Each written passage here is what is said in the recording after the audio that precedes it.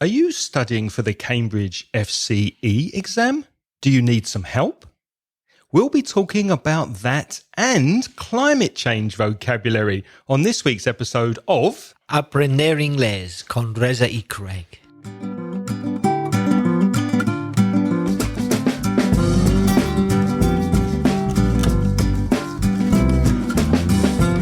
Welcome to Aprender Inglés with Reza and Craig. My name's Craig. My name's Reza. And together with over 45 years of teaching between us, we'll help you improve your English and take it to the next level. How are you, Reza? I'm very well, Craig. I'm feeling fantastic. And you? The same. Very, very, very well. Thank you. So this week we are speaking about climate change vocabulary and the FCE exam. But before that, we have a voice message from Andres and Lulu, who are living in Yorkshire in the UK. Let's listen to Andres and Lulu. Hi, Reza and Craig. We are Andres and Lulu, and we have got useful and interesting your podcast. And we listen to you every single day, more than BBC News. That is true. We are living in Georgia since 1 year ago, and when we arrived, we found very hard to understand the Georgia accent. Our English has been improving the last months, and now we are able to understand each word that you say. We wonder whether you could explain to us the correct pronunciation of the E determination in the verbs. You know, irregular verbs, participle verbs. You know what I mean, sweetheart? Thank you for your lovely work, and all the best for you. Actually, regards to Mamen, and Berta and Mickey Mouse, please. See you guys. Have a good day. Bye. Thank you very much for your voice message. We really enjoyed listening to it, Andres and Lulu, over there in Yorkshire. I hope you're having nice weather in the UK. Just one small thing about your voice message. You said we are living in Yorkshire since 1 year ago. Use the present perfect continuous. So we've been living in Yorkshire for a year, or we've been living in Yorkshire since 2016. Or you could also say, we came to Yorkshire a year ago, past simple. Any other comments, Reza? I think it was a very, very good message. Thanks very much to both of you. But I believe what you're asking us about is something that we've already covered, haven't we, Craig? Well, we have spoken about irregular verbs and their pronunciation. That was back in episode 73. So go to inglespodcast.com/73 to hear about irregular verbs. And for regular verbs, the ED endings, how to pronounce those, you can find that on episode 60. So inglespodcast.com/60. Craig, we've got a bit more feedback now. We've got an email from Alberto Diaz. Shall I read it out? Yes, please. Hello, Craig, and also Reza. The dynamic duo. Batman and Robin. Who's Batman, you or me? Oh, we'll have to fight for that. Please help me. I have a doubt. Oh, okay. How we can realize, I think you mean, how can we know, you mean, what time has the verb? You mean, which tense? How can we know which tense the verb could, that's C-O-U-L-D, could, is in the next sentence? Here's the sentence. I could go to the party. Good question. It is a good question because can be the past of can. So for ability, so I can swim, I have the ability to swim. If I want to put that sentence in the past, then I use could. So could is the past of can for ability. That's true. So for example, if I said podía, the ability, podía or pude, could be ir a la fiesta, that would be a translation of I could go to the party. So that would work. I had the ability, podía, pude. But there's another possibility, Craig, isn't there? Well, yeah, how would a native speaker know the exact tense if it's past or if it's subjunctive? If it's in, for example, an if sentence, a conditional sentence, if I could go, I would, for example. So it could be podría. Yeah. But how would a native speaker know the difference if you're listening to that? Just from the context, right? Yeah. From the context, we know if it's podía or pude compared to podría. It's just by chance, Alberto, that they're the same because can is an irregular verb. So it happens to be two different forms. In Spanish, you're more logical and you've got different forms. You say podía or pude is one form and podría is the other. But in English, they happen to be the same by chance. So it could be for possibility, a conditional sentence. For example, if I had a car, I could go to the party, but I don't have a car, so I can't. So that's hypothetical. And it can also be for past ability. For example, I could go to the party before I became an alcoholic. I was able to go to the party. Oh, what about this, Alberto? What if I said, if I could run faster, maybe I could be a famous athlete someday. I've got two coulds there. What about that? I'll repeat that. If I could run faster. That means if I had the ability to run faster. And then the second part, maybe I could be a famous athlete someday. Meaning there's a possibility that it will happen in the future. So I'm using the podía, first of all, and the podría, secondly. The two different forms. And it's quite common to get them in the same sentence. Yeah. So we hope that's answered your question, Alberto. And if something isn't clear, please, could you send us an email and let us know?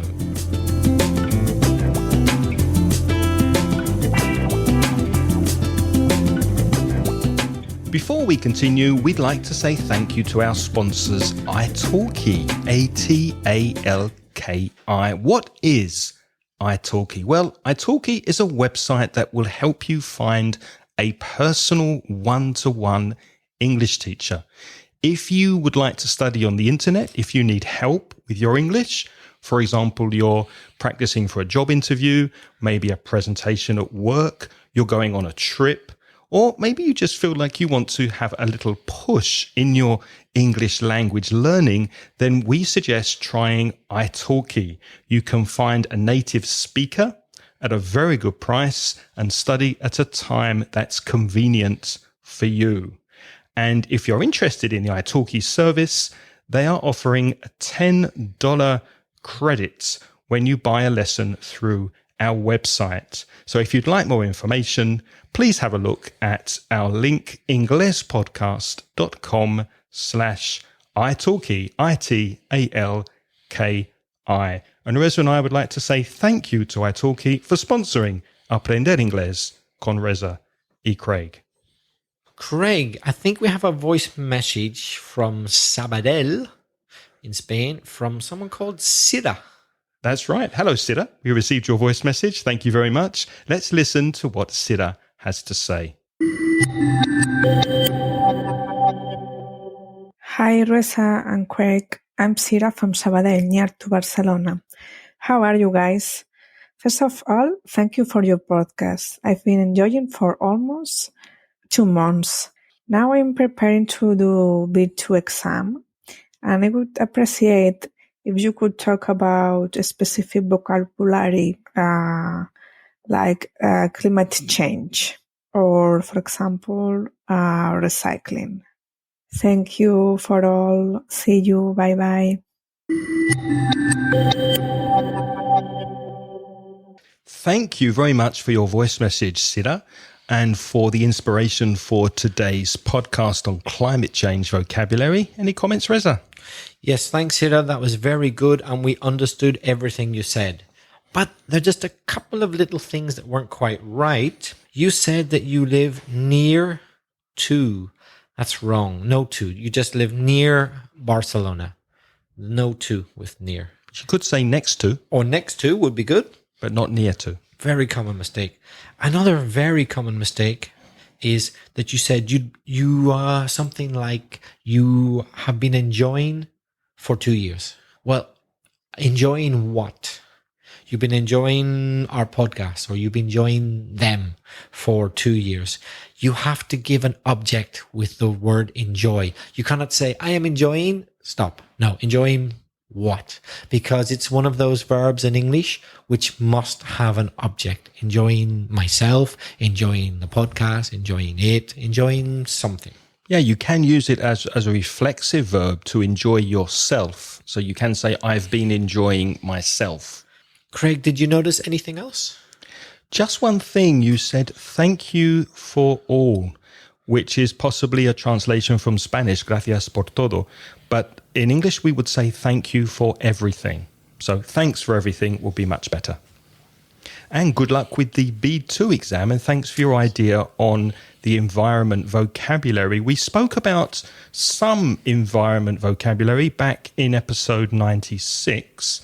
That's inglespodcast.com/96. But we found some more. We found some more vocabulary for you, and we hope it will be helpful for your FCE preparation. Looking at climate change, Reza, what is climate change? How would you describe it? Well, to keep it simple, perhaps the best way is change in global weather patterns. Patterns like a design. Change in the global weather patterns. That's basically it. Of course, there are many, many aspects to climate change. Can you think of any?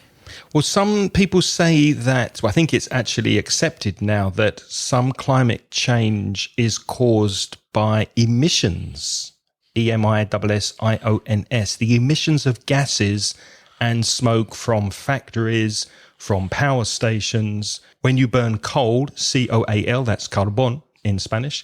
Also from your car, if you have a car that burns petrol or diesel, the fumes, the exhaust fumes that come out of the exhaust pipe, el tubo de escape, they can also cause global warming and climate change because of the carbon dioxide. People often refer to something called greenhouse gases. Well, first we better say, what is a greenhouse? A greenhouse is not a house which is green. It's not. I used to know the Spanish word for that. For greenhouse? Yeah. Invernadero. So it's not a house which is green. It's a house or a building made of glass. We call it a greenhouse in English because it's typical to have green things, in other words, plants, inside. So the greenhouse gases are the gases that allow the sun's radiation to pass through the Earth's atmosphere, like the sunlight coming through the glass of the greenhouse. Mm-hmm. But then they also trap heat and stop it leaving the atmosphere. So the sun's rays, the heat from the sun, the radiation from the sun gets into the greenhouse, but then it stays in there. That's why greenhouses are very warm. That's right. When you go inside, it's really hot and it's good for the plants. So I suppose it's the same idea. Yeah, that is the greenhouse effect. Mm-hmm. So the environment of the planet suffers the same effect, that the heat gets in, but it can't get out. And it's trapped. Heats up. Mm-hmm. And also, speaking about climate change, you often hear the expression fossil fuels. Fossil, Fossil, and fuels, fuel. For example, gas, oil, coal, etc. As we said before, coal is carbon. So these are fossil fuels because they come from under the ground and they're compressed and trapped in the earth. And then we take them from the ground. Ecosystems is a word you hear a lot when referring to climate change. That is the natural habitats that support different kinds of animal life and plant life. For example, coral reefs, like the Great Barrier Reef of Australia, for example. Carbon footprint is another common expression. Craig, how might you define carbon footprint? Carbon footprint is the measure of the greenhouse gases that we create ourselves or industries create when they burn fossil fuels. It's sometimes used when you fly, for example, in an aeroplane. You can say we're creating a carbon footprint. We're leaving an impression, a negative impression on the earth because of the fuels we're burning. Sometimes you get it written in some products. When a product tries to be ecologically friendly, eco-friendly. Sometimes it says on the product sometimes it says on the product low or no carbon footprint. They're proud of the fact that they produce that product burning the minimum amount of carbon fossil fuels. Would you say you leave a large carbon footprint? Have you left a large carbon footprint in your life? No way. I'm quite proud of my small carbon footprint because I rarely drive a car. I walk quite a lot, take the bike. I don't fly that often. So I would say my carbon footprint isn't that big. And you do recycle, don't you? Yeah, I do. When you buy products, do you look for eco-friendly products? That means products that have been created in a friendly way to the environment? I try to, yes. And if they're not too expensive, which they usually are. That's the problem, isn't it? Quite often they are expensive. But if they're not, yeah, I prefer to buy eco-friendly. What about you? I think so. Pretty much the same as you. Obviously, I take the bus and I do drive when I have to, but I do try and buy recycled paper, recycled cardboard, those kind of things, if possible, if I can afford it, if it's not too expensive.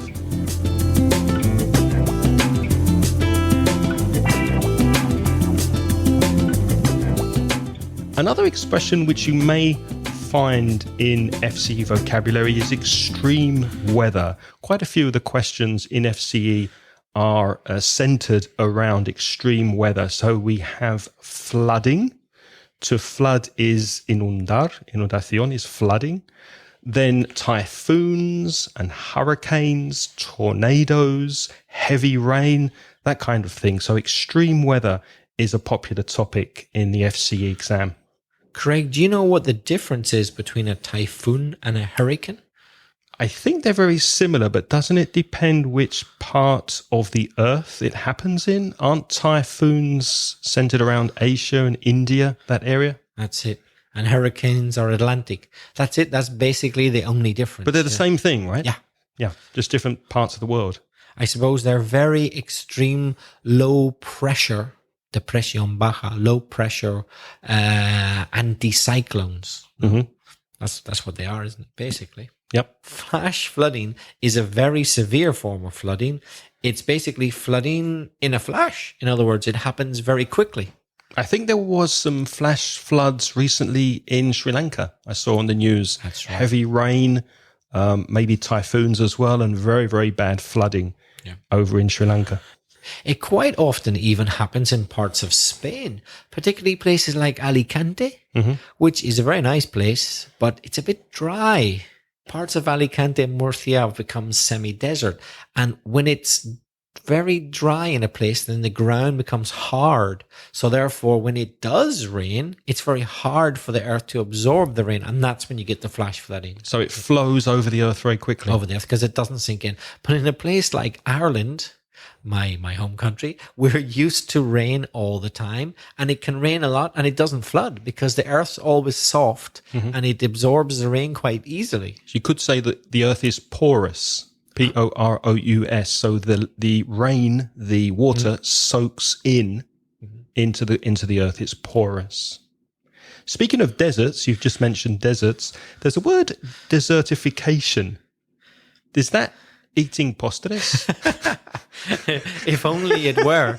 If only it were, but I'm afraid desertification. No. As I said earlier, in places like Alicante, they're suffering desertification. It's getting drier and drier, and bits of the land are becoming deserts. In China, it's a big problem, and in other parts of the world, the vegetation is disappearing because of lack of water and winds. So what was previously green is now desertification. Just to be clear, desert is D-E-S-E-R-T, just one S, and desert is with double S, that's postere. And the stress changes. So desert has the stress on the first syllable, desert. Dessert has the stress on the second syllable. So your postere has the stress on the second syllable and double S. So yeah, just to clarify what Craig said desertification is not to do with postres.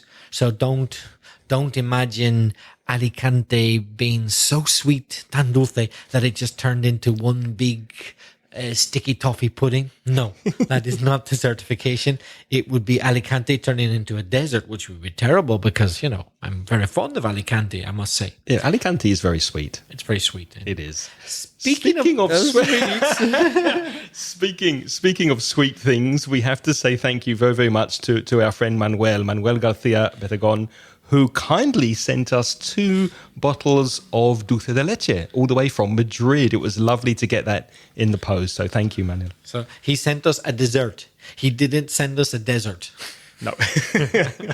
Also, while we're thanking people, thank you very much to Mamen, who sent us some lovely cheese from Asturias, some goat's cheese that we will be having after we finish this podcast. Oh, thanks, Mamen. Thank you. And put it in a salad. Thanks very much.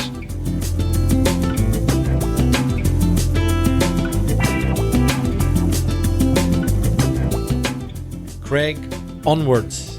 Adelante. What next? What other terrible problem can we talk about? Well, in some parts of the world, people are cutting down trees to plant crops. Crops are cosechas. And this is called deforestation because forest is a collection of trees. And if you remove the forests, you're deforestizing the land. So deforestation is another common word that you may find in an FCE text about climate change.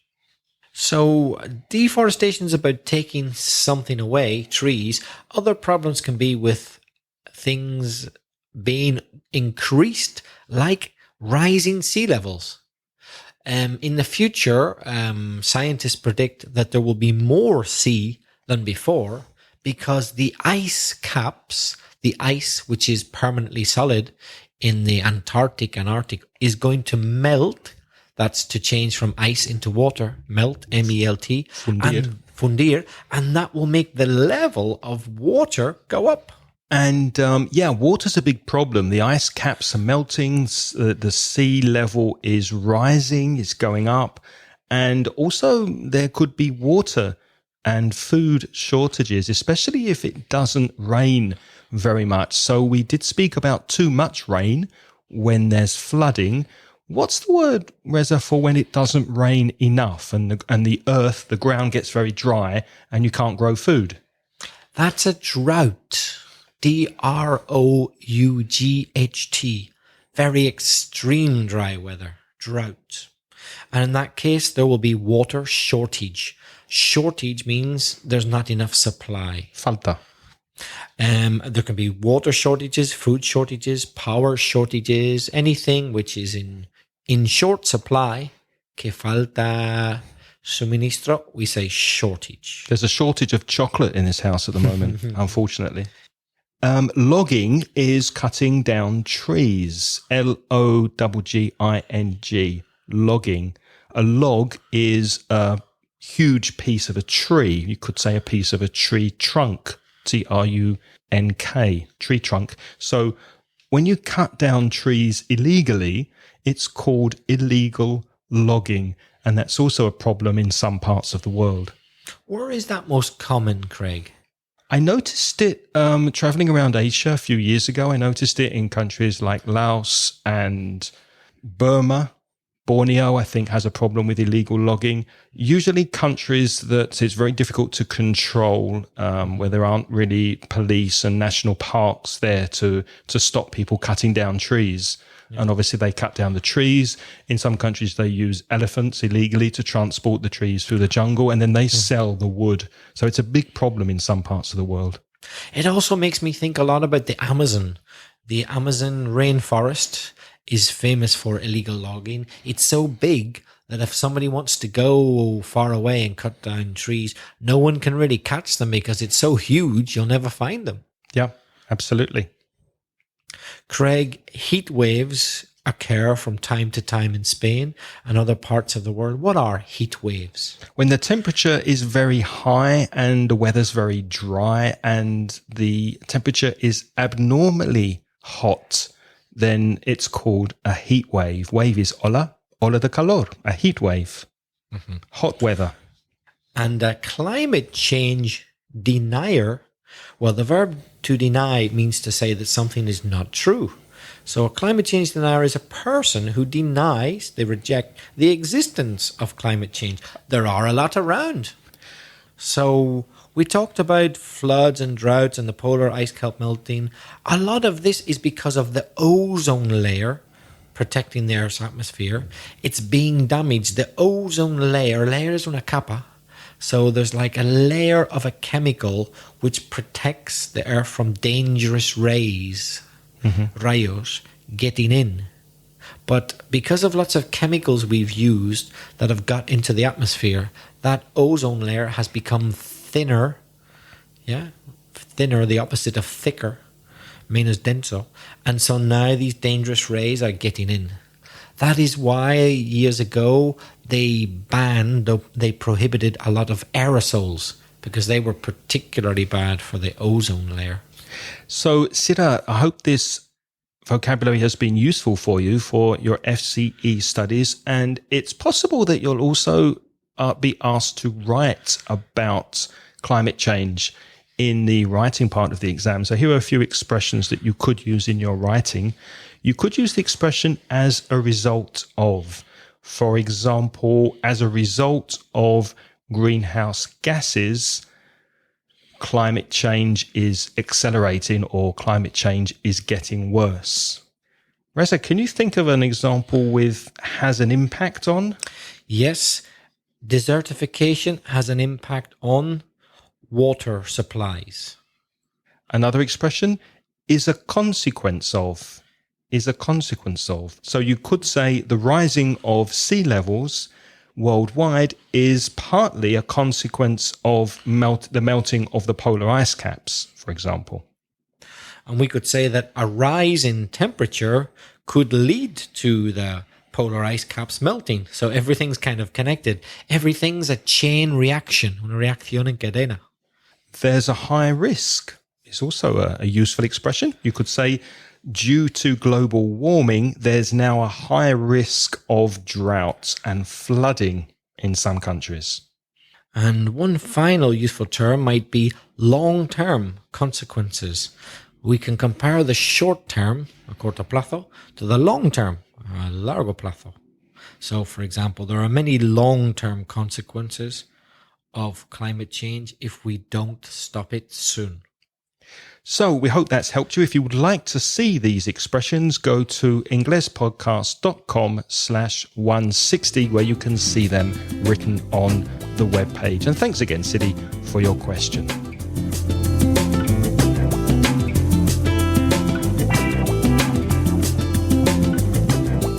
Also on the subject of the FCE exam, we have another voice message from Mamin. Hello, Mamin. Let's listen to what she says this week.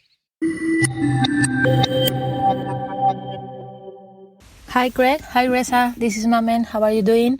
It's been a while since I didn't speak with you and I missed you so much, so here I am again.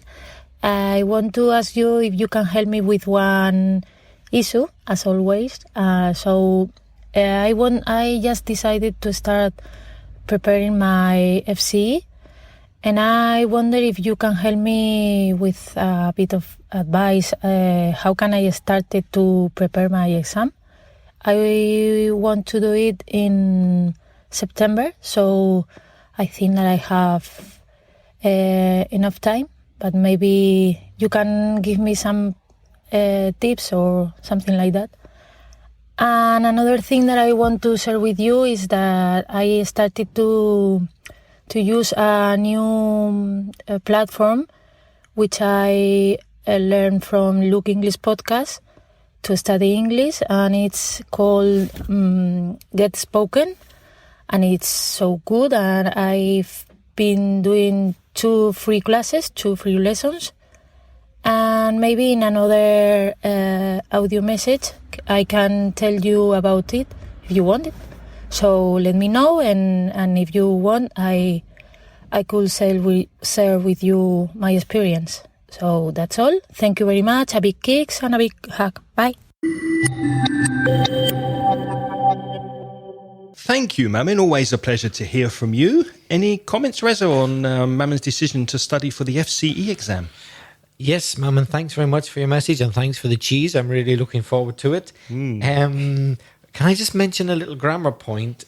It's been a while since I didn't speak to you, you said. It shouldn't be negative, didn't speak. It should be positive in English. It's been a while since I spoke to you. It's positive in English. That's a very common mistake for Spanish speakers. Craig, did you notice anything else? I really liked the use of the word issue that Mamin used, I-S-S-U-E. It's not a common expression for this kind of level. To have an issue with something could mean to have a problem. But Mamin said, could you help me with this issue? Este tema. So I like the way that you use that word in your message, this issue. Craig, I know a few websites that are quite useful for certificate. What do you use with your students? What do you recommend for them? I recommend they look at flowjo.com. That's FLO hyphen, that's guion, JOE.com, flowjo.com. They have plenty of first certificate practice there. So you can practice in the format of the exam and correct yourself. Yep, it's a very good website, I agree. And it also has exam practice activities for other levels, for proficiency and advanced, CAE. So that's flowjo.com. Another one I like, especially for listening, is examenglish.com. So these addresses will be in the show notes at inglespodcast.com/160, but examenglish.com/FCE listening has some very good level FCE listening tests so that you can practice the exam. You can also visit the official Cambridge English site. That's at cambridgeenglish.org, and they talk about all their exams, first certificate, advanced proficiency, and you can usually download examples or samples. That's like a typical model of exams, and do a little bit of practice. You could use that in addition to Flowjo, for example. And if you'd like to pay for a course, then of course there's no better course. And you can find that at the Mansion Inglés website. That's store, store.mansioningles.net. And it's in the downloads page. You can download the course to your computer for €17, or you could buy the CD. So if you are studying for the exam, if you have the level, then have a look at the course, and I think you'll find it very useful. The app that Mamin spoke about, called getsspokenapp.com, that does look very good. I had a look at it, and it looks like a very, very good system. And I do intend to contact the owners of the webpage to try and interview them if they are willing to come on for an interview. So I hope I'll be able to give you more news about that. But it does look like a very useful app. Based on Mamin's recommendation and what I've seen so far, then yes, we'll recommend it and put a link in the show notes. Mamin and all listeners, there is one other thing you can do. You can simply go to YouTube and put in their search box Cambridge exam, and then the exam, the level you want. So put Cambridge exam FCE, first certificate in English, or just Cambridge exam first. And you see official Cambridge videos of the speaking exam. And some of them, though not all of them, some of them come with an interactive script, which is connected to the video. So you open the clip in one window. In one window. And you open the script in another window, and you can jump around in the video using the script. It's very useful. Please note that they are not perfect students. They're real students, so they make mistakes. It's just to show you what the format's like to become familiar with the speaking exam. So YouTube, and in the search box, Cambridge speaking first. Unfortunately, they don't actually say on YouTube whether or not the students actually pass the exam. But in my experience, most of them have the level to pass the exam. Some students are better than others, but most of them seem to have the level that they would pass the speaking test. And it does give you an idea of what to expect in the exam. But They do give extensive notes in the interactive scripts, very, very extensive notes about the good and bad things of every candidate, if you're interested. We'll be speaking about the FCE and other exams in future podcasts, but we're going to leave it there for this week. So it's your turn to practice your English. We would love to hear from you and get your voice messages. So if you do have a question for us or an idea for a future episode, please send us a voice message to speakpipe.com. That's speakpipe.com/Ingles podcast. Or you could send us an email with a comment or a question to me, Craig, at inglespodcast.com. Or to me, Reza, that's belfastreza@gmail.com. And if you would like to join our Patreon program for detailed show notes, please go to patreon.com/Ingles podcast. And at this point in the show, we'd like to thank our lovely sponsors. Who are they, Reza? Thanks to Nicole, Anna, Pedro, Maite, Lara, Maria, Sara, Carlos, Zara, Mamen, Juan, Corey Finneran, Mariel, Jorge, Raúl, Rafael, Manuel Tarazona, Agus, Manuel Velázquez, and Nestor Garcia Mañez, our new sponsor. Thank you very much. Thank you, Nestor. And remember, if you are a sponsor and you go to our Patreon webpage, you can download our free job interview MP3. And one thing I'd like to do very soon is to have a question and answer session on the internet so that we can meet you face to face and speak to you on the internet. So there will be more news about that in a future podcast. Before we go, thank you to Arminda from Madrid and thank you to Alberto from Granada, who are continuing to transcribe our episodes. So far, Alberto has done 132 and 133. So we now have full transcriptions for all episodes 131 to 142. Thank you so much for doing that for everybody. Craig, what's on next week's episode? Thanks to a suggestion from our audience, we're going to speak about personal space on next week's podcast. Until then, it's goodbye from Reza. And goodbye from Craig. The music in this podcast is by Pitts. The track is called See You Later. My name's Craig. My name's Reza. How are you, Craig? Very well, thank you. Together with over 45 years of teaching... Let's do that again. Flash flooding is a very severe form of flooding. It flushes as... I'll try to get... Flash flooding, it's quite how